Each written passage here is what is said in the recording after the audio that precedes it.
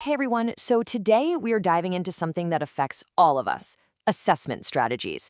And no, this isn't just about passing a test, it's about figuring out what someone really knows and, more importantly, what they can actually do. Let's get right into it. I mean, we've all been there, right? You spend weeks, you know the material backwards and forwards, you feel totally prepared, and then the final exam just doesn't capture any of it. That feeling, that frustration, it points to a really big problem in how we usually think about testing. And that, right there, is the big idea for today. The solution isn't to just keep making better tests. It's to stop thinking of assessment as this one big scary event at the end. Instead, we need to see it as a smart, carefully planned journey that measures real competence from the very beginning all the way to the end.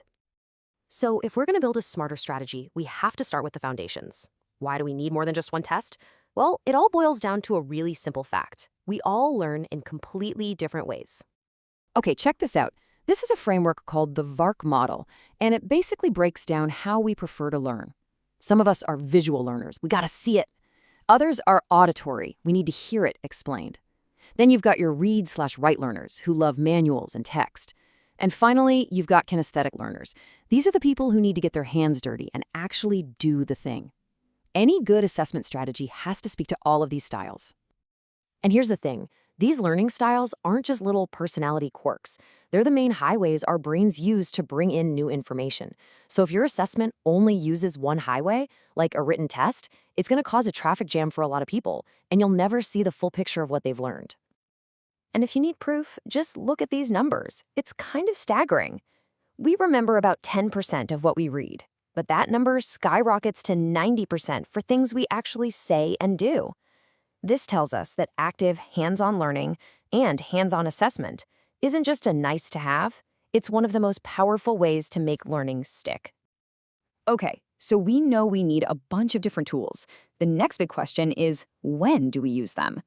A great strategy isn't just throwing things at a wall to see what sticks. No, it has a blueprint, a clear plan for timing and for purpose. And this right here, this is the core of that blueprint. It's super simple but incredibly powerful. We assess before learning starts with a diagnostic test.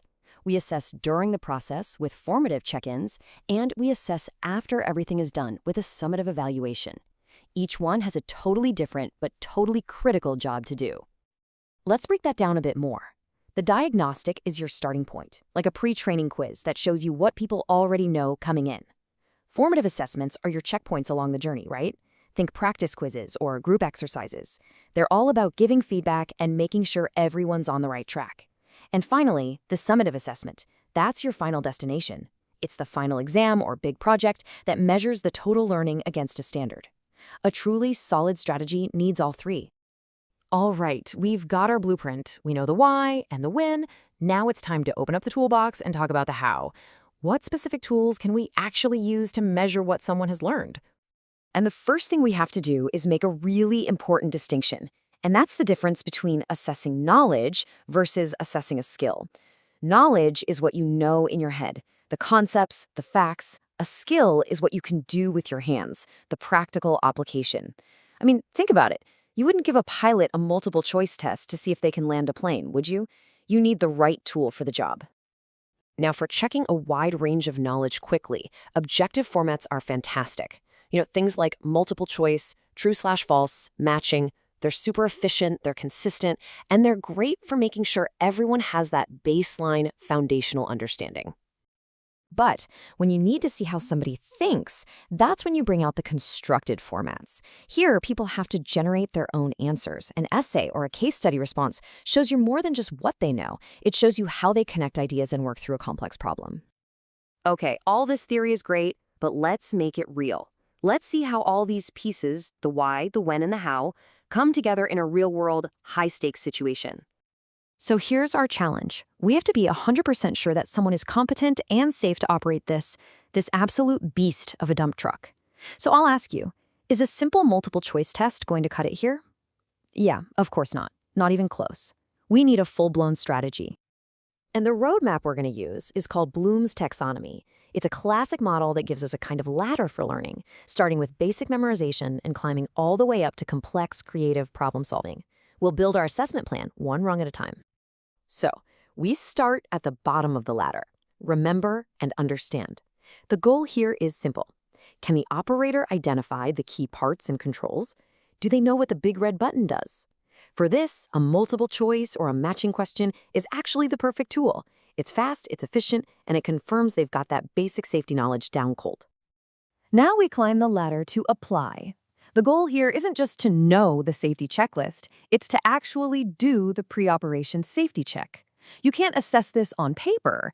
The only way is a practical, hands-on demonstration where an expert watches them perform the skill in the real world. This is where knowing becomes doing.